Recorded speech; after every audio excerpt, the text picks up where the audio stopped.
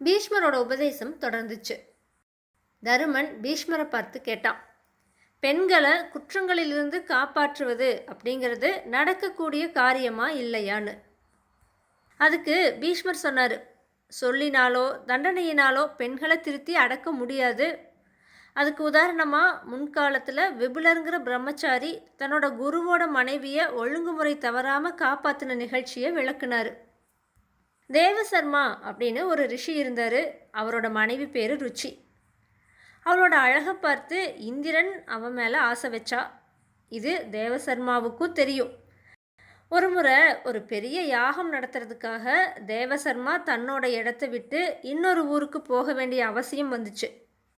அப்போ அவர் தன்னோட சிஷ்யனான விபுலர்கிட்ட என்ன சொன்னார்னா, நான் யாகம் செய்யறதுக்காக இன்னொரு ஊருக்கு போகிறேன். என் மனைவி ருச்சி மேலே இந்திரன் நாட்டம் கொண்டிருக்கான்.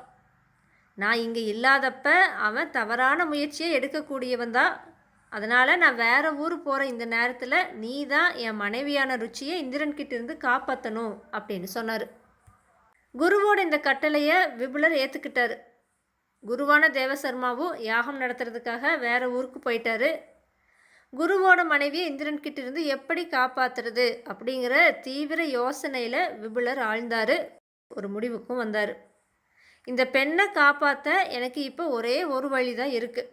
இவளோட உடம்புல நான் புகுந்துக்குவேன். இவளோட உடம்புல புகுந்து தாமரை இலை தண்ணீர் மாதிரி எந்த பற்றுமே இல்லாமல் இவளை தேவேந்திரன்கிட்ட இருந்து நான் காப்பாற்றுவேன் அப்படின்னு முடிவு பண்ணினார். இப்படி முடிவு பண்ணின விபுலர் தன்னோட யோக சக்தி மூலமாக ருச்சியோட உடலில் பிரவேசித்தார். ஆனால் அவரோட உடலோ ஆசிரமத்தோட ஒரு புறத்தில் அசைவில்லாமல் கிடந்துச்சு. அப்போ தேவேந்திரன் ரொம்ப அழகான ஒரு ஆணோட உருவத்தை கொண்டு அந்த ஆசிரமத்துக்குள்ளே நுழைஞ்சான். ருச்சி தேவியை அணுகுனான். அவனோட அழகை பார்த்துட்டு அப்படியே ஸ்தம்பித்து போனா ருச்சி தேவி. என்ன செய்யறதுனே தெரியாமல் அவனை வரவேற்கலான்னு நினச்சான். ஆனால் அப்போ அவளோட சரீரத்தில் புகுந்துட்ட விபுலரால் அவள் அடக்கப்பட்டா. அப்போ விபுலர் ருச்சி தேவி மூலமாகவே நீ எதுக்காக இப்போ இங்கே வந்த அப்படின்னு இந்திரனை பார்த்து கேட்குமாறு செஞ்சார். அப்போ இந்திரனுக்கு ருச்சி தேவிக்குள்ளே விபுலர் புகுந்திருக்கிறது தெரிய வந்துச்சு.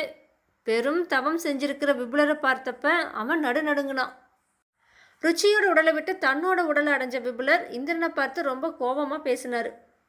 இந்திரா, நீ மனமுதிர்ச்சி இல்லாதவன்கிறதும் பாவத்துக்கு அஞ்சாதவன்கிறதும் எனக்கு நல்லாவே தெரியும். என் குருவோட பார்வை மட்டும் உன் மேலே பட்டுச்சுன்னா நீ எரிஞ்சு சாம்பலாகிடுவ. இனி யாருக்கிட்டவும் இப்படி நடந்துக்காத போ. இப்படி விபுலரால் பேசப்பட்ட இந்திரன் வெக்கப்பட்டு பதில் எதுவும் சொல்லாமலேயே அங்கிருந்து மறைஞ்சா. இதுக்கப்புறமா தேவசர்மா ஊருக்கு திரும்பினப்ப விபுலர் என்ன சொன்னார்னா, ஆசிரமத்துக்கு இந்திரன் வந்தும் கூட ருச்சி அவன்கிட்ட இருந்து காப்பாற்றப்பட்டா அப்படின்னு சொன்னார். இதனால் குருவோட மனசு ரொம்பவுமே சந்தோஷப்பட்டுச்சு. அதுக்கப்புறமா ஒரு அப்சர கன்னிகை ஆகாயத்தில் போகிறப்ப சில மலர்களை சொரிஞ்சா. அந்த மலர்கள் தேவசர்மாவோட ஆசிரமத்துக்கு பக்கத்தில் வந்து விழுந்துச்சு. ருச்சி தேவி அந்த மலர்களை எடுத்து தலையில் சூடிட்டா. ருச்சி தேவியுடைய சகோதரி அங்கதேசத்து அரசனோட மனைவி. அவளை பார்க்கறதுக்காக ருச்சி தேவி போனான். அப்போ அவளோட தலையில் சூடிட்டு இருந்த வாடாத அற்புதமான மலர்களை பார்த்து அவளோட சகோதரி தனக்கும் அந்த மாதிரியே மலர்கள் வேணும் அப்படின்னு கேட்டாள். இதை ருச்சி தேவி தேவசர்மா கிட்ட சொன்னால் அவர் அந்த மலர்களை எப்படியாச்சும் வாங்கிட்டு வர சொல்லி விபுலர்கிட்ட சொன்னார். முன்னாடி எந்த இடத்துல மலர்கள் விழுந்துச்சோ அதே இடத்துக்கு விபுலர் போனார். அவரோட தவத்தோட மகிமையினால் அங்கேயே அவருக்கு அதே மாதிரியான வாடாமலர்கள் கிடைச்சிது. இதை எடுத்துகிட்டு போய் குருவோட கட்டளையை நிறைவேற்றின மன மகிழ்ச்சியோடு விபுலர் திரும்பி வந்துட்டு இருந்தார். அப்போ அவரோட மனசில் இனி நான் சாதிக்க வேண்டியதுன்னு எதுவுமே இல்லை அப்படிங்கிற எண்ணம் தோணுச்சு. தவப்பயனை முழுமையாக அடைந்து விட்டதாக அவர் நினச்சாரு. அந்த நினைப்பில் நகரத்தை நோக்கி அவர் போயிட்டு இருந்தப்ப 2 நிகழ்ச்சிகள் நடந்துச்சு. 2 மனுஷங்க ஒருத்தரோட கையை இன்னொருத்தர் பிடிச்சிட்டு சக்கரை மாதிரி சுற்றி சுற்றி வந்துட்டு இருந்தாங்க. அதில் ஒருத்தர் திடீர்னு வேகமாக சுற்ற ஆரம்பிக்க இன்னொருத்தர் தடுக்கி விழுந்துட்டான். 2 பேருக்கு இடையில வாக்குவாதம் ஆரம்பிச்சிருச்சு. யார் தவறு செஞ்சது அப்படிங்கிற பிரச்சனை எழுந்துச்சு. உடனே அவங்க 2 பேரும் என்ன சொன்னாங்கன்னா, நம்ம 2 பேரில் எவன் பொய் சொல்லறானோ அவனுக்கு விபுலனுக்கு என்ன கெட்ட கதி வருதோ அது வரட்டும் அப்படின்னு உரக்க சொன்னாங்க. இதை கேட்ட விபுலர் திடுக்கிட்டு போனார். பெரும் தவம் செஞ்ச தனக்கு எதுக்காக கெட்ட கதி வரும் அப்படின்னு புரியாமல் திகைச்சாரு. அப்படியே நடந்து போனார். அப்போ வழியில் 6 மனுஷங்களுக்குள்ள சண்டை நடந்துட்டு இருந்துச்சு. அவங்க என்ன சொன்னாங்கன்னா, நம்மள எவன் மற்றவங்களை ஏமாத்த நினைக்கிறானோ அவன் விபுலன் அடைய போகிற கதியை அடையட்டும் அப்படின்னு உரக்க பேசிட்டாங்க.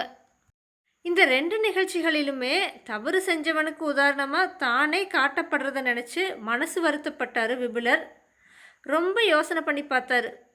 அப்போ ஒரு முடிவுக்கு வந்தார்.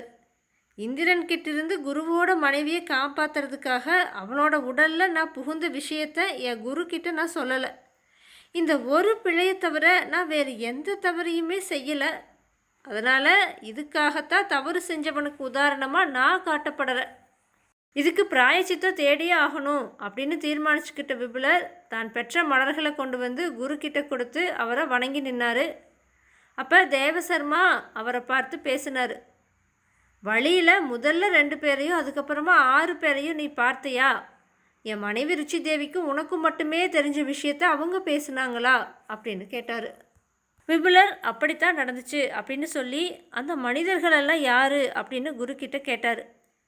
தேவசர்மா அதுக்கு என்ன சொன்னார்னா, சக்கரம் போல் சுற்றிட்டு இருந்த 2 பேர் இரவும் பகலும் ஆவாங்க. அதுக்கப்புறமா நீ சந்தித்த 6 மனிதர்கள் 6 பருவங்களை குறிக்கிறாங்க. நாம் செஞ்சது யாருக்குமே தெரியாது அப்படின்னு ஒரு மனுஷன் நினைக்கிறான். ஆனால் அவனோட செயலை இரவும் பகலும் 6 பருவங்களும் பார்த்துட்டே தான் இருக்குது. நீ செஞ்ச காரியம் எனக்கு தெரியாதுன்னு நினச்சிட்டு தவப்பயன் முழுவதும் கிடைச்சதா நீ நினச்சப்ப உன்னோட செயல் தங்களுக்கு தெரியும் அப்படிங்கிறத இரவும் பகலும் 6 பருவங்களும் உனக்கு நினைவூட்டுச்சு. பெண்களை காப்பாற்றுறதுக்கு வேறு வழியே கிடையாது அப்படிங்கிற நிலைமையில் நீ செஞ்ச முறையில் தான் அவங்கள காப்பாற்ற முடியும். அதனால் என்னோட மனைவியோட உடலில் நீ புகுந்தது ஒரு குற்றமே இல்லை. ஒரு மனுஷன் தன்னோட மனைவியையும் அணைக்கிறா, தான் பெற்ற பெண்ணையும் அணைக்கிறா. ஆனால் அந்த 2 நேரங்களில் அவனோட மனநிலைமை வேறு வேறாக இருக்கும். ஒரு பெண்ணை ஆசையில் நாட்டம் கொண்டவனும் பார்க்குறா, எல்லாத்தையும் துறந்த சன்னியாசியும் பார்க்குறா. ஆனால் அவங்களோட மனநிலைகள் வேறு வேறாக இருக்கும். உன்னோட மனசில் எந்த களங்கமுமே இல்லாமல் என்னோட கட்டளையை நிறைவேற்றுறதுக்காக மட்டும்தான் நீ என் மனைவியோட உடலில் புகுந்த. அதனால் நீ எந்த தவறும் செய்யலை. நடந்ததை என்கிட்ட சொல்லாமல் இருந்தது மட்டும்தான் நீ செஞ்ச ஒரே தவறு. அதையும் இப்போ நீ உணர்ந்துட்ட. இனி உனக்கு ஒரு பாவமுமே இல்லை அப்படின்னு சொன்னார். இப்படியா பீஷ்மர் விபுலரோட சரித்திரத்தை சொல்லி முடித்தார். அவரோட உபதேசம் இன்னும் தொடர்ந்துச்சு. இதோட தொடர்ச்சியை நம்ம அடுத்த பதிவில் பார்க்கலாம்.